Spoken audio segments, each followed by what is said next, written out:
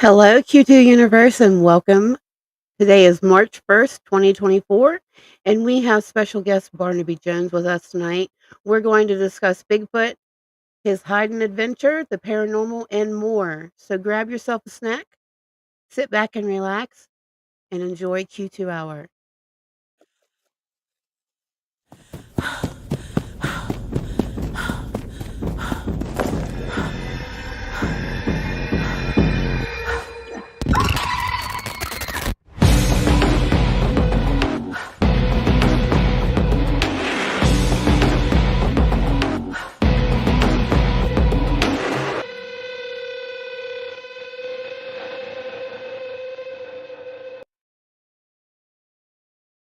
All right, Christopher, let's get you on the screen. Hello, everybody. Welcome to another Q2 Hour. Hopefully, we have Barnaby on here because I haven't seen his video feed yet. Hopefully, he's here. All right, guys. So at the top of the show tonight, we'd like to thank last week's top star senders. That was Michaela Polly, Sandy Luttrell, Laura DeMastro, and Pamela Hedrick.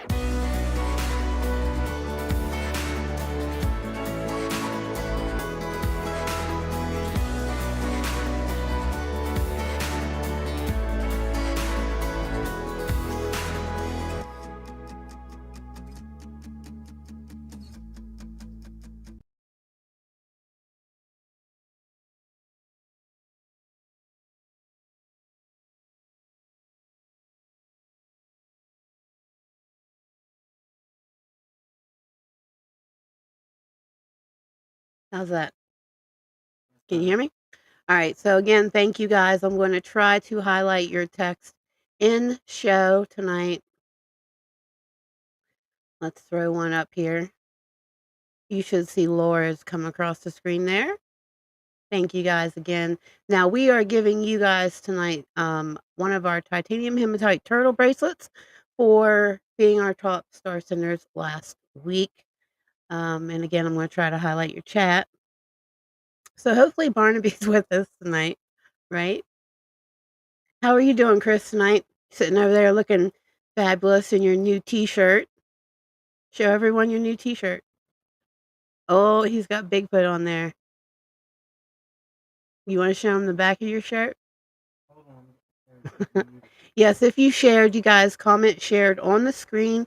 Chris is going to get you in the prize bucket for tonight. I have the prize bucket over here beside of me, and we're going to be pulling out prizes.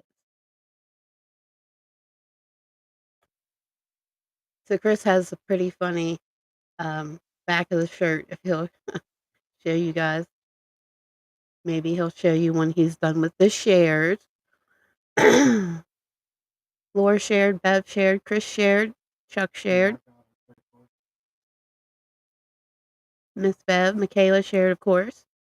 All right, guys, if you're new to Q2 Hour, if you share the live feed and you comment shared, we will get you in the prize bucket and we will be pulling prizes out. Other ways to win tonight.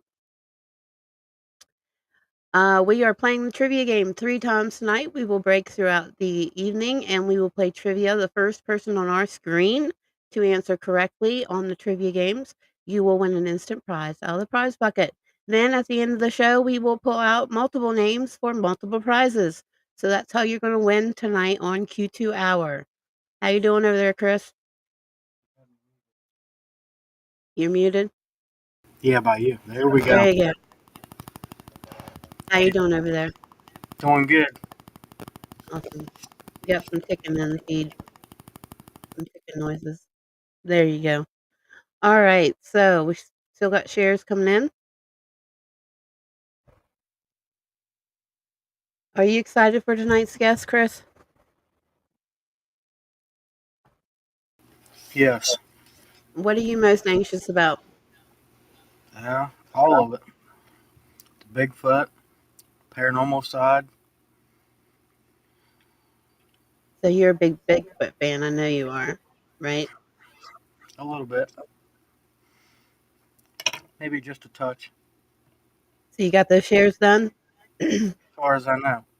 right. Any last calls on the shares, guys? We are going to get started with the show. Here, Brittany said something there. You love that clown, don't you, Brittany? All right, Barnaby Jones. I don't know. We're not seeing a video feed from you. If you are on there, please turn your camera on because you're getting ready to come on the screen. Is he having issues? Bear with us, guys.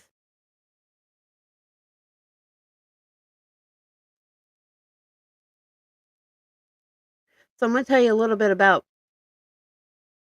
Barnaby. We're not seeing you on the video, Barnaby. Okay, Chris is gonna help him get started. All right, so let's talk about tonight's show guest, which is Barnaby Jones. He is a cryptozoologist and a paranormal researcher. He is the founder and lead investigator for CAPS, which stands for Cryptids, Anomalies, and the Paranormal Society. He's based out of Wisconsin, and he's also the host of the podcast Whispers from the Dark. He also does Monsters on the Edge on the Untold Radio Network, and he's appeared on numerous podcasts, including The Morning Show on WPR, and spoken at numerous libraries, conventions, and conferences all over the U.S. You can see the CAPS team on their YouTube channel. We will give that to you throughout the show. All of his links to his book. Um, I'm going to bring him on the screen, but I'm not seeing his video feed. We have him on a video feed yet? He's definitely here, but he's not here. And we got clicking in the feed again. All right, he's gonna reload and come back, you guys. There we go. There we have him. Now Yeah. I switched browsers. I don't know. It looked fine on my end. I could see myself and everything said it was working. So I don't know. Well, you're here now. That's all that matters, I am right? here. I am here. Thank you for having me. Well, thank you for coming. So Absolutely. I would like to, at the top of the show, give you the opportunity to tell us a little bit about yourself, what all that you're into. Let everybody know. Absolutely. So I am Barnaby Jones. I am a cryptozoologist and a paranormal researcher. I am the founder of Cryptids, Anomalies, and the Paranormal Society. And we do everything from paranormal to UFOs to ghosts to you name it. We've traveled across the United States and beyond. We've gone to mostly a lot of Wisconsin because that's where we're based, but we do a lot of conventions and I do a lot of talking and presentations and stuff. So when we're on the road, we get to travel a lot and do investigating all over the US. So yeah, that's what I do. That's a long list, Barnaby. I thought we did a lot. You do a lot. We do. Yep. Hmm. So what's your favorite part? Like, is there a favorite part or do you like it all? I'm a cryptozoologist. I like the cryptids. I've always been interested in the paranormal and stuff from going back all the way to elementary school and that. But I've always liked the cryptids, so I really enjoy doing a lot more of that than the paranormal necessarily. But so anytime I get out to look for Bigfoot or any of that kind of stuff, that's what I like. So. So how often do you get to go out and look for Bigfoot? It depends on our schedule. For a while there, we were out almost every weekend, depending on where we are and what the activity is in that area. We try and follow up on most recent reports. And as you mentioned in the beginning, we have a special 80-acre property upper Michigan that we have access to, and it's kind of like a giant petri dish for us. So we can do experiments, we can do long duration experiments, trail camera, audio recording, and stuff like that. So we're very fortunate to have this private. We don't own it, but we have access to this private property that we can go up to and do all of our research and stuff. So is that place like a Skinwalker Ranch kind of deal? Am I getting that right? No, the Hyden Adventure is it's 80 acres of private property that in 2012 they captured it's hunting property for it was Craig and Barbara Salk, and they captured a trail camera image of what they believe is a Bigfoot. They sent the image into Finding Bigfoot. Finding Bigfoot came out and did an episode on their property, and it turned into this big thing where people wanted to see the property, see the location, and all that. So they opened up their property as the Hyden Adventure, Hyden, for yes, for people to come out and investigate and see the place. So we've been up there since about 2020 for the past 4 years, doing research and investigating and all kinds of stuff up there. Thank you for the stars, Pamela. All right, so let's talk a little bit about Bigfoot because Chris loves Bigfoot, by the way. He's a big Bigfoot fan. He's got his Bigfoot I shirt feel like on, we're lost in the same forest here. right? Yeah, I think we are. Yeah, definitely looks familiar there. It was a little different. We're in different parts of the forest. Yeah. I'm the only one not in the forest. I feel left out. Yeah. Okay, so describe in your own words, how would you describe Bigfoot? Uh, it is a large creature that would be my belief is they're more of a people. They're more human related than more primate, but I they have a lot of primate characteristics, a lot of the same mannerisms, the rock throwing, the vocalizations, a lot of the similarities to the behavior are that of a lot of the great ape species. So it's pretty much a lineage of primate. So I'm just going to rip the Band-Aid off here. I told Chris I was going to ask you this right off the top. So here it Let's is. Bigfoot, alien or not? What do you think? Um, I would I would say no. I would say there's enough evidence in the fossil record and here on planet Earth in this dimension to say that these creatures are of Earth, of this planet, of this realm, of the woods. They share, like I said, enough characteristics with other known apes of this planet that I don't think that they're paranormal or interdimensional or extraterrestrial. Okay, fair enough. So what about cloaking? Do you think that they can cloak? See, now that is possible. With a lot of your animal species, even the stuff that we know, they have a lot of adaptations and a lot of abilities that, like chameleons, octopus can change color.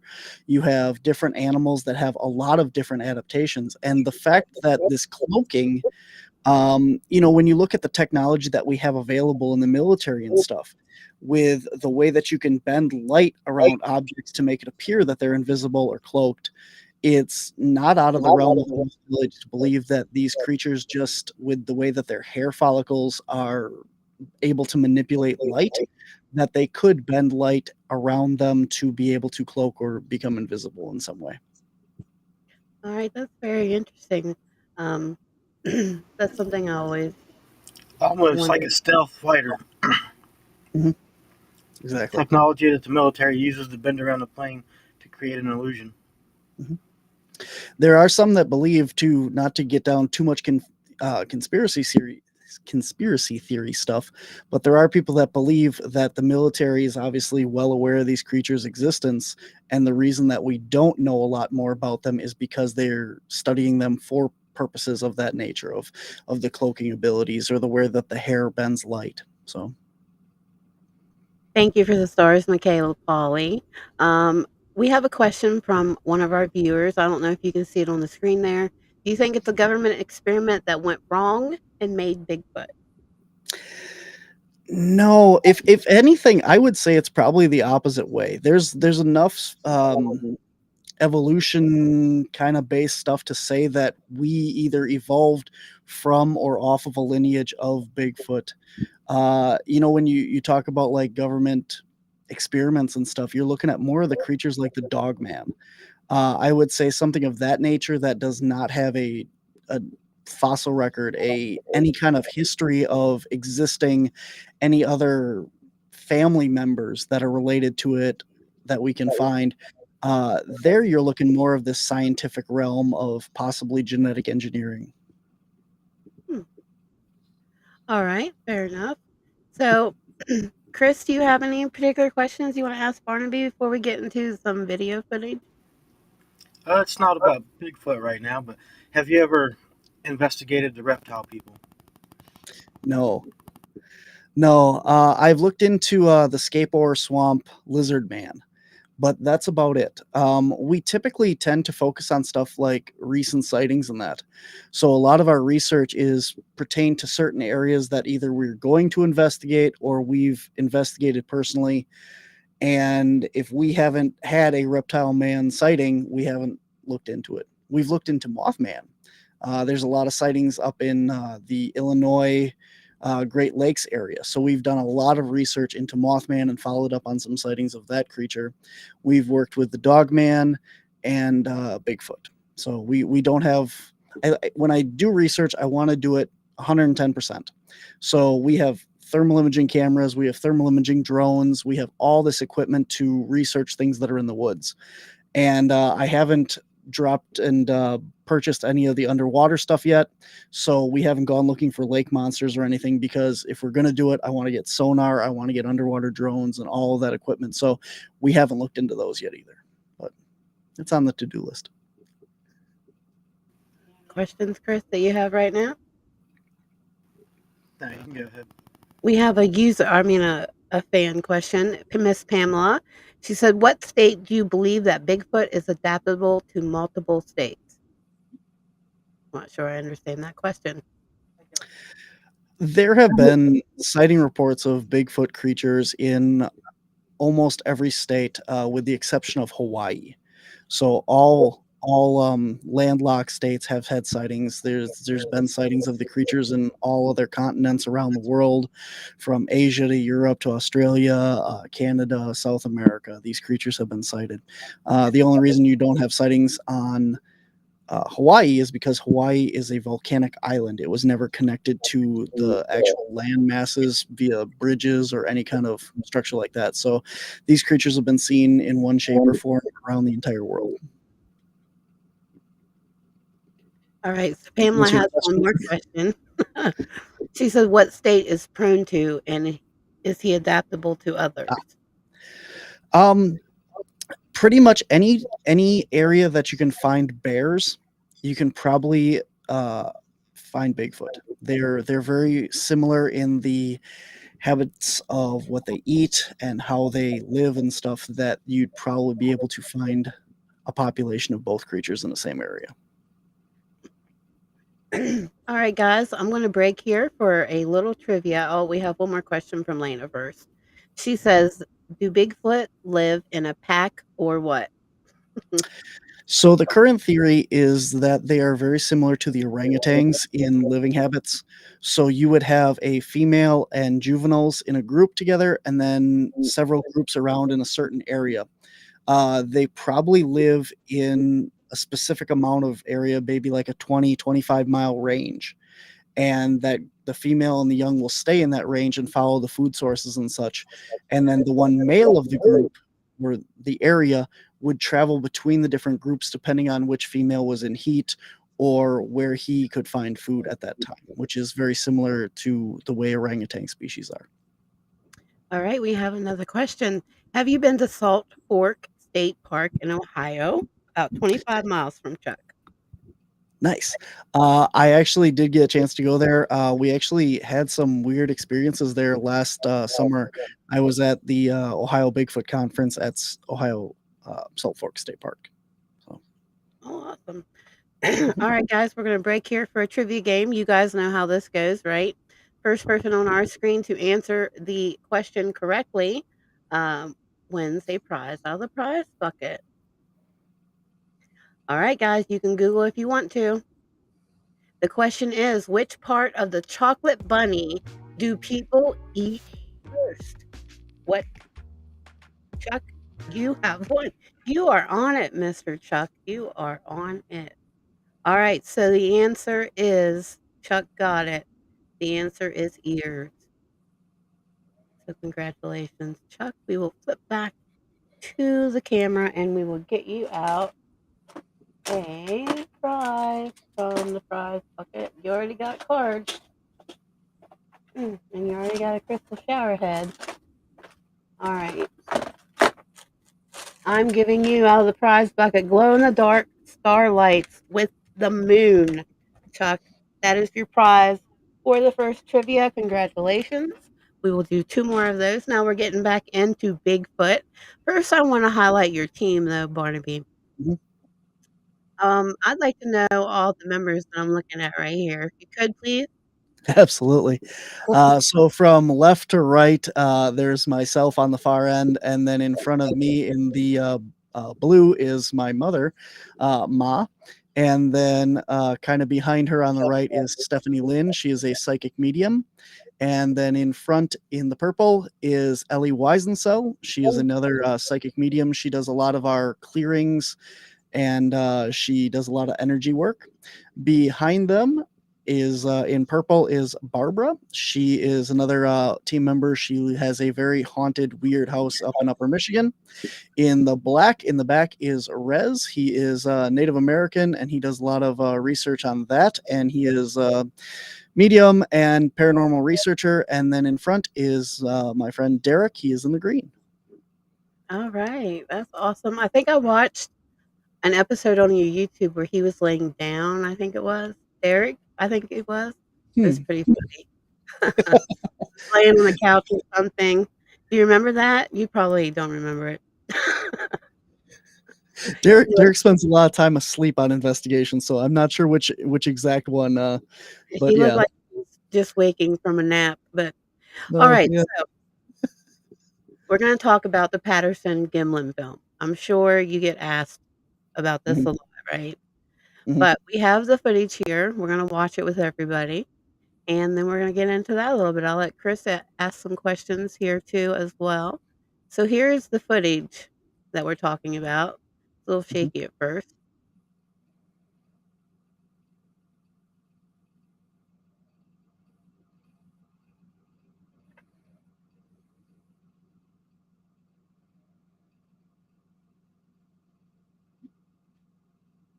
We'll play it one more time for everybody.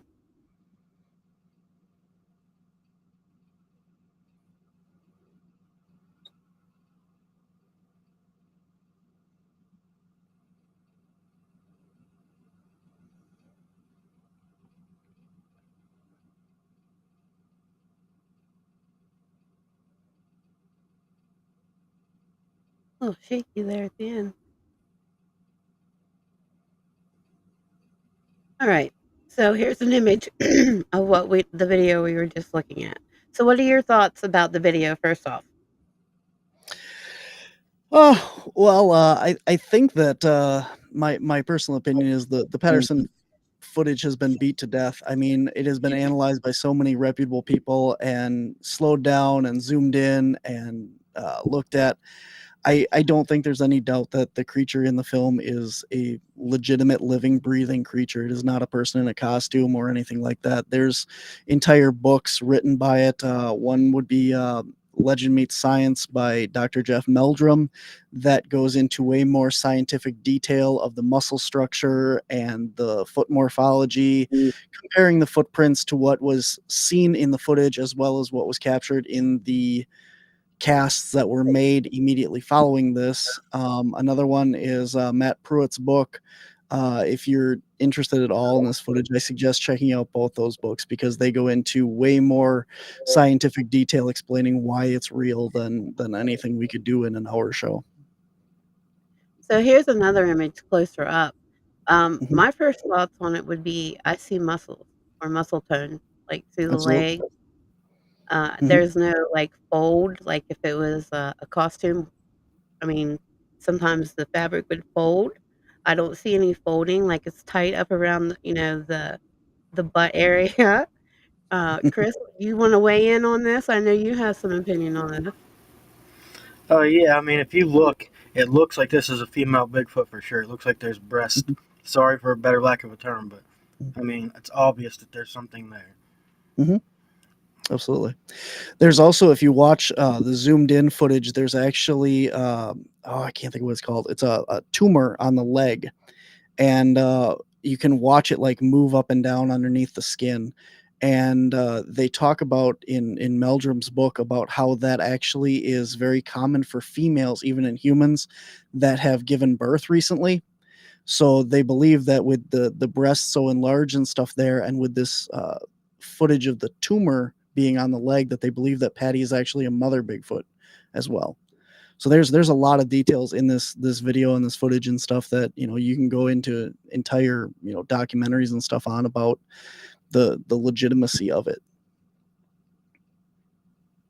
All right. So, have you personally ever come face to face with a Sasquatch, Bigfoot? I have been very, very close, in my opinion. I have never seen one with my own eyes. I have had experiences on thermal with them where I've seen them very close. I have had one standing behind a tree about 10, 15 feet away from me. And we've got pictures of it where it's just standing where you see one whole half of the body and you see the arm, the head, and one of the legs standing behind the tree. I actually got footage in Rhinelander, Wisconsin, of one throwing rocks from across the Pelican River at us. So we've had some experiences. I've had some other experiences where I've felt the ground shake from one walking by. We heard stuff out in the brush, and it was probably within a couple 100 feet of us, and it was so big the ground shook as it walked, and it was very nerve-wracking because there's nothing you can do at that point of if it wanted to come and wanted to attack you or something, you're at its mercy with something that big that it's there. I've had two growl at me in two different locations. One was in Upper Michigan at the Hyden Adventure, and one was the same place that we got the one standing behind the tree. So Oh. very deep, just a guttural sound. It shakes your insides. It's very intense. Oh, So, I and both can. of these, I mean, you can see all that on our YouTube channel. It's all recorded and it's all footage. You can hear the growl and the thermal is in our very first episode, the Burlington Woods, and then the walking. I'm not sure which episode it is, but it's in the Finding Hyden series, which is 30-minute episodes that talk all about different research and stuff that we've done at the Hyden Adventure. So All right. We have a question from Michaela. She said, "Are they mean?" I think with any creature, humans or animals or anything, you can have mean ones and you can have nice ones. It depends on how you treat them. I mean, a lot of the times when people are threatened by these things, it's because they're out there and they've shot at them or they've, gone into their area or something and caused them to have a reason to be threatening. It tends to also be more towards Oklahoma and Texas that you hear the reports of them being more aggressive. And one of the thoughts on that is just because there's a lack of food and water down there, so they're more competitive for resources. So again, that's another factor in that. So it's same as any animal. If you get between a bear and its cub, it's going to have, a bad day. So Yeah, right. All right. So, Chris Henry wants to know, with today's technology, why hasn't one been caught or found deceased? Do you have any thoughts on that? with such a small population of these creatures, the odds of actually finding a dead one are about as much as you're going to find a dead bear out in the woods. Unless you track one of these things and know where it is and watch it die or kill it yourself, finding a random body is going to be very, very hard. Anytime that you have any corpse of any animal out in the woods, it is very quickly reclaimed by nature. I mean, you have things like wolves, coyotes, and stuff that are going to scavenge it, and other birds are going to scavenge the meat off of it. And then you have everything from porcupines to deer, raccoons, and stuff that are going to eat the bones for calcium. So the entire remains would disappear very quick if it was left out in the open. And along the lines of any other creature, if you know that you're sick, you're injured, and you're dying, you're not going to lay out in the open. So these things are going to be going way back in the woods, away from anything that's going to be predator against them, and they're going to hide, lay low, and get out of there. So For I had a me, I'm question. a hunter, mhm. and any animal that you hunt, when they're injured and they know they're going to die, automatically tries to go to a thicket to bury themselves to where they can't be seen. And Mhm. that's one thing I've tried to stress to people about Bigfoot. Now I absolutely. have another question. We've had our own encounter with Bigfoot as far as we can tell. We heard tree knocks one night, and then we went back to the same area, I think it was a week later. Instead of tree knocks, it sounded like something was breaking the trees. What would that be? Well, that could be very well Bigfoot as well. Our very first encounter with one of these creatures was again down Burlington, Wisconsin. It's the same place that I was talking about getting growled at, the thermal image and stuff. We went in on this low trail. There's a ridge, and it goes out over this marsh and a power line cut. And we were walking along the base of this ridge, and on top of the ridge we heard a whistle, just a, and then across the marsh we heard another whistle back, and they went back and forth for a little while. And we thought, okay, we're going to go investigate what's up on top of this ridge because we could hear something moving around up there. So as we backtracked along that trail to get back on top of the ridge, something just ripped a huge branch off of a tree on the other side of the marsh. And so we went back up on the top of that ridge, up by kind of by the power line cut, but along the ridge. And we didn't find anything up there. It was all quiet. And when we came out of there, we walked out onto the power line cut. And while we're looking down into that marsh, this massive guttural growl came out of the wood line where we had just been in. So I believe that whatever ripped that branch off the tree came over here and said, I don't want you around because, if it's a juvenile or a female or something on the one side where we were closer to, and the big male is on the other side of the ridge or on the other side of the other marsh, ripping that branch off, telling us, I don't want you over there. I want you to stay away. And he let us know that. But so, and then we went back in later that night. This was during the daylight, and we finished up investigating the woods. Went back to the parking lot. Went back in that night, and that's when we got the thermal of the one standing behind the tree watching us. So that's all of our first episode on YouTube as well. So That's awesome. I know when that happened to us, we thought about going over the bank to see where it was because it was down below us. And as we went to approach the bank, it sounded like they ripped another one, like they were telling us to stay out. mhm. It actually sounded like the trees were falling against each other like dominoes, like 4 of them in a row, doosh, doosh, doosh, doosh, and then we Hmm. heard the knock on the now the knock we didn't hear until we came home and listened to the, playback. But we heard it. It echoed and everything. It was a very loud knock on that video. But what about the jet sound above the Jeep, Chris? I don't know how to describe that. That's what happened before the tree branches were broke or the tree was broke off, whatever. It just sounded like a plane just stopped and hovered above our vehicle. And I Hmm. slammed the brakes on. I mean, it legitimately caught me off guard, and I thought something was wrecking on top of us. And then we heard the tree snap. Hmm. We Alright, hear here a lot of stories of like a car door slam and other metallic sounds out in the woods. The one day we were up at the Hyden Adventure, it sounded like a cell phone. I can't remember exactly the noise, not like a ring, but like a vibration. And it kind of went across the woods, like a car going by, but there's no cars that would have been near us and stuff. But it sounded like a vibrating cell phone, and it went across, and then it went across again. It was just a weird noise, and we've heard like the sound of a car door slam up there. And I mean, you're in the middle of the woods. There's not like any cars out there. The weirdest one that I had was I did a wood knock in Mountain, Wisconsin, and middle of the night I did a wood knock, and I got the sound back of what sounded like somebody smacking a sheet of metal, kind of like a gunshot, but more metal to it. It was a very weird sound. And again, I mean, mile and a half away from any person, car, anything. So what is making these noises out in the woods? I have no idea. Yeah, that's what caught us off guard. I mean, we were, without overestimating, I'd say we're 20 miles from anywhere. Like, Mhm. there was no reason for this to be going on. We could see the sky plain as day, and just out of nowhere, like I said. And then we heard the tree snap. And All right, so Okay. Kim Ford wants to know, when you do come across Bigfoot in the woods, what's the plan? Are you gonna sedate Bigfoot, or what is your plan if you do come up against Bigfoot?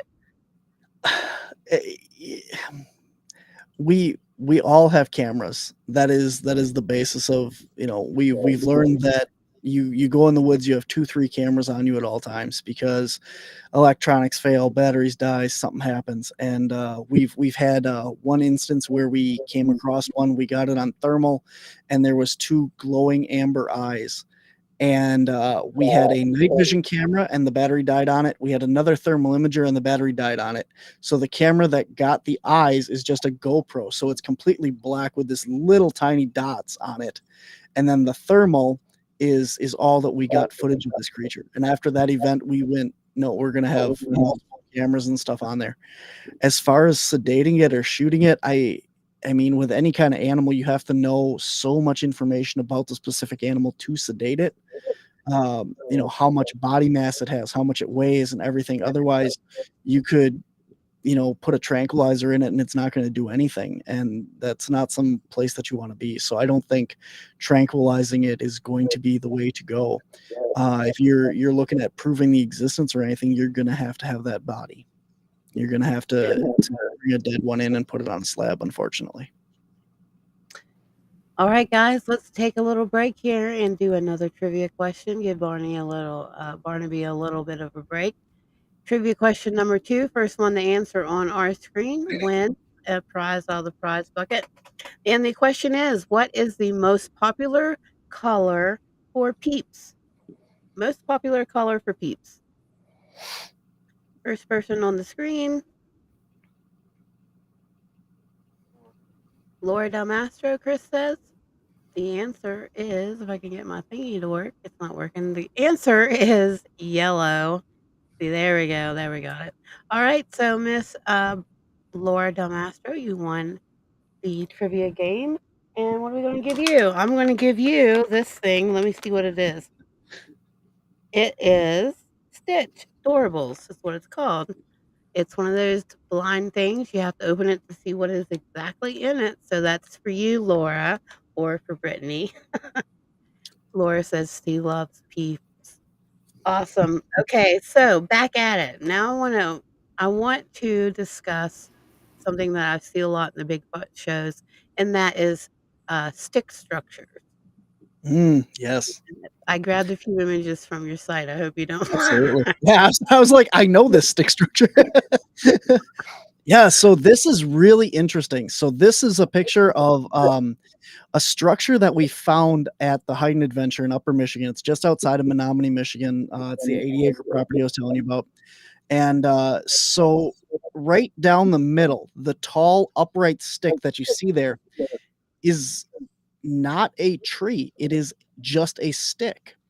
And the stick is stabbed into the ground, and it's actually supporting all the rest of these. And this picture is a very close up on the intertwining of it, but the rest of it goes out, and this whole stick structure is about 5 to 6 feet tall, and it's about 7 to 10 feet wide.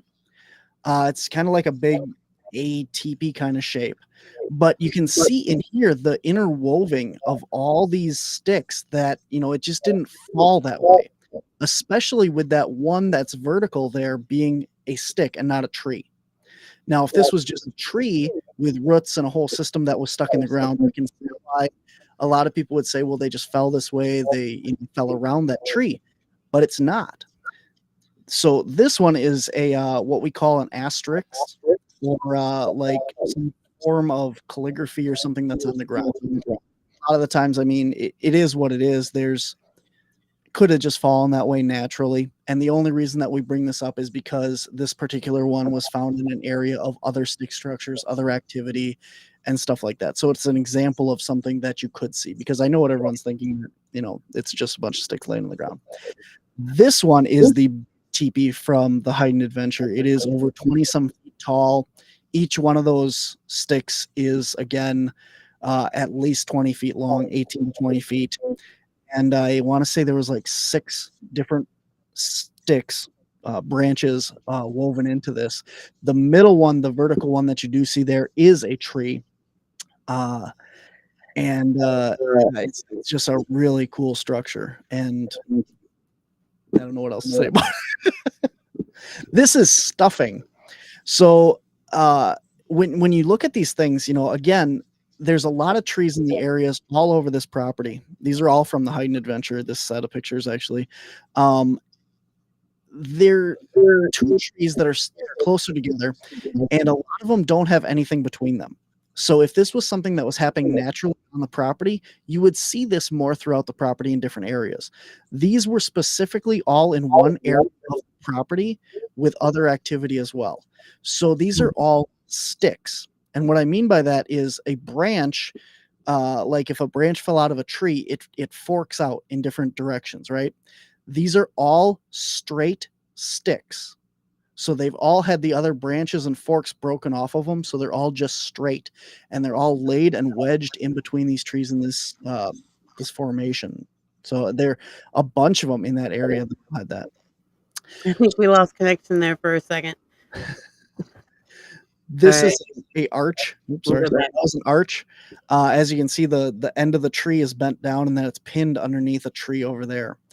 So sometimes this can happen naturally as well. Sometimes snow will cause, in the Midwest here, will cause them to bow over like that during the winter.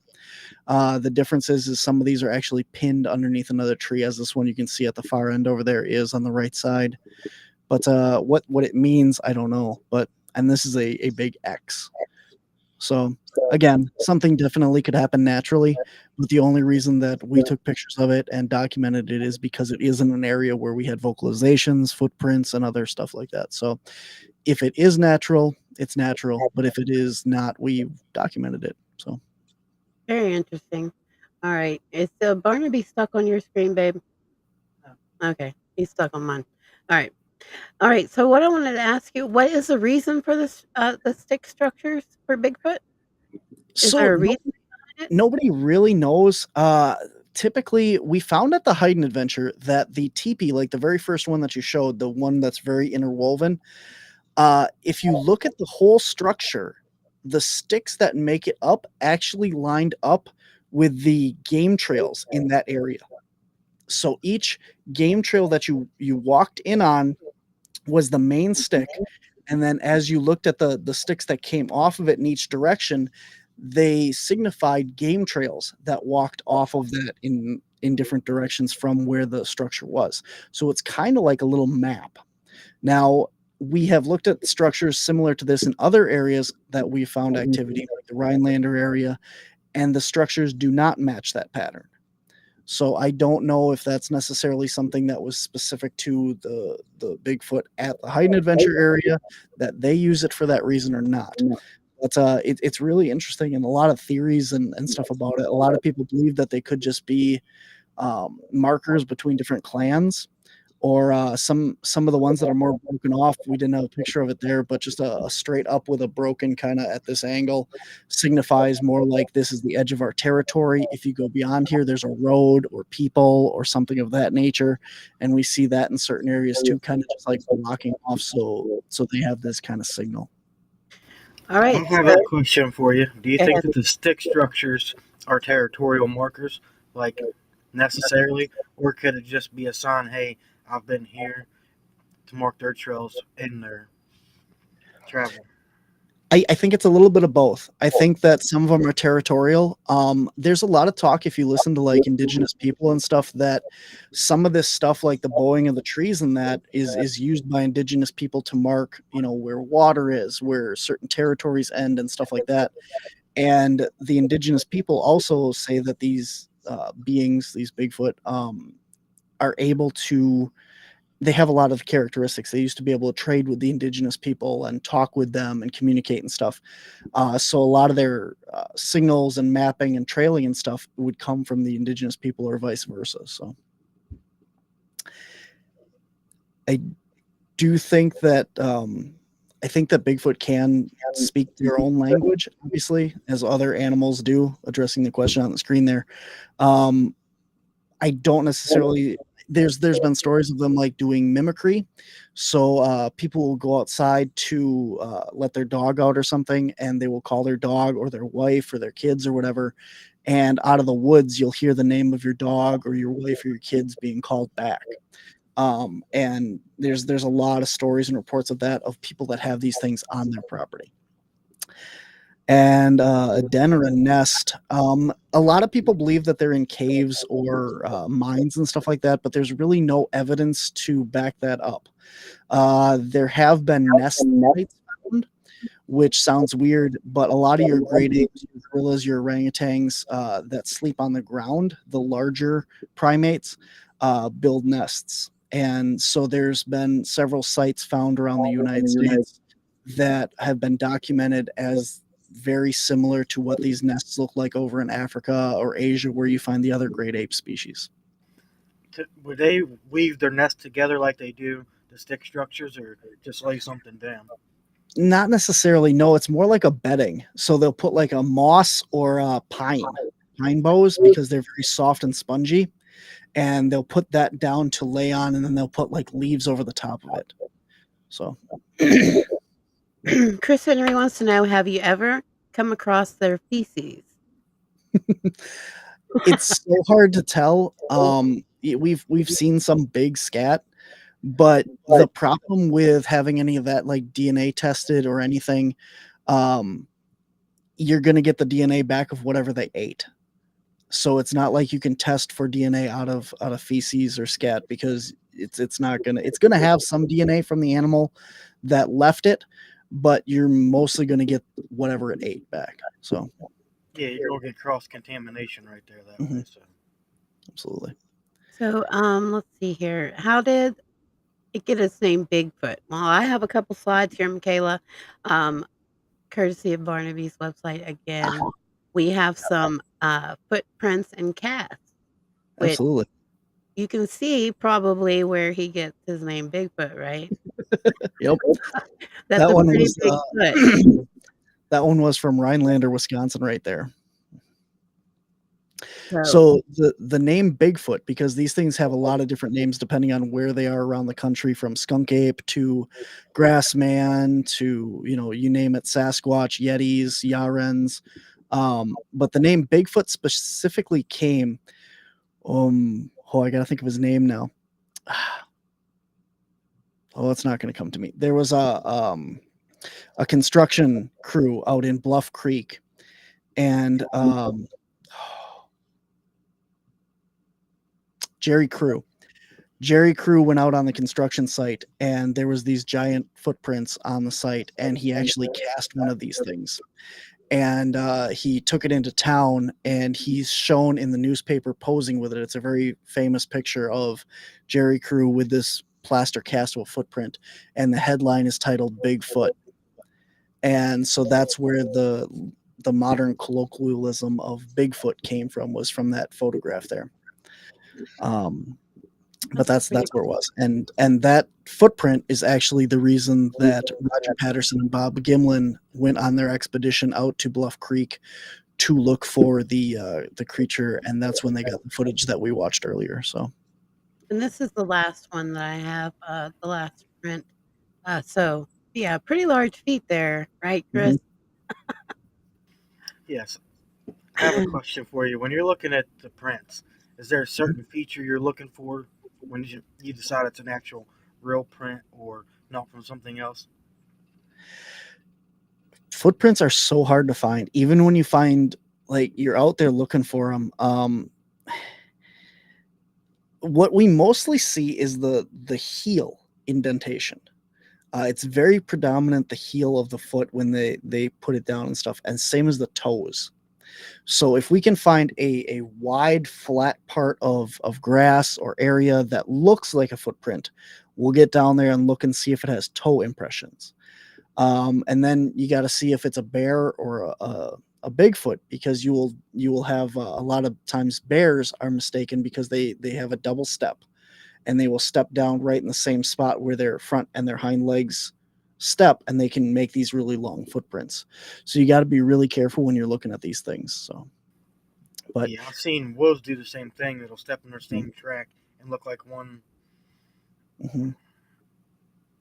And a lot of times you have to remember that these things are also quadrupedal. They can go down on all fours like the other great apes and stuff. So people don't notice, but you can also find knuckle prints. So when you're out there looking for these footprints, you need to look for more than just the typical giant footprint that you see. Very rarely are you going to find that, especially in the woods or anything like that, because the ground is so hard and dense and litter covered and stuff. So you see just impressions of knuckles or anything that looks out of place. We actually cast a handprint because it was in with a bunch of footprints, and it I was just like, well, that's weird. It's out of place. There's this impression in the ground, and I don't know what it is. So we poured plaster in it and we pulled it out, and we actually have a hand cast from that. So All right, Michaela wants to know what the average height of a Bigfoot would be. typically between 6 and 8 feet. We believe that the females are sexually dimorphism. They're a little bit shorter. So most of your females are probably about 6, 7 feet, and then the males are usually the bigger ones, which Wow. is pretty standard for a lot of your other great apes, even humans. So Right. Brittany wants to know, do females and males have the same size feet? again, that would go by height. So there's a gentleman that has the whole formula of how to figure that out, and I can't think of how it goes offhand, but you can actually figure out how tall a person is or a Bigfoot based on the length of the foot. There's a calculation that you can do and actually figure out how tall that creature was. So, and it actually works because I've tried it on myself. So, Awesome. Chris, you have any questions? No, go ahead. All right, we're going to do one last trivia, guys, and we'll take some Q&As, and then we're going to talk a little bit about Barnaby's book. So here is the last question.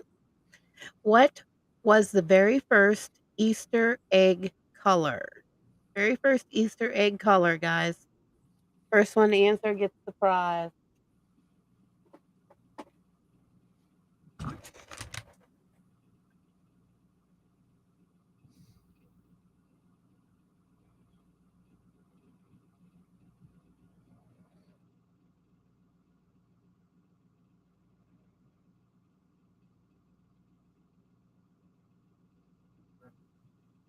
Okay, who's the first one to say it? Missy? All right, Missy, you have won the next prize out of the prize bucket. The answer is red. That is the correct answer, and you're the first person on our screen. I'm giving you the Beauty Spot facial wipes, rose hip.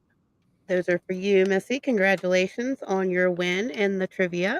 All right, so that's all of our trivia tonight, guys. Thank you, Laura. Thank you for Sheila for the stars, or Lena, I mean. And we're going to open up the floor really quickly to questions for Barnaby. Any last questions that you guys have, throw them up. I'm going to try. We're going to try to answer them as they come in.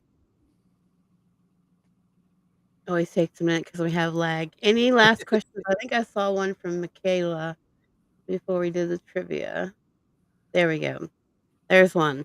Do they hibernate in winter like the bears? we don't think so. They follow food sources, so they're omnivores. So they can survive off of fish and other things when they reproduce in the spring, turtles, frogs, stuff like that. In the winter, they become more predatorial and they will hunt deer and other mammals and stuff like that that they can get their hands on.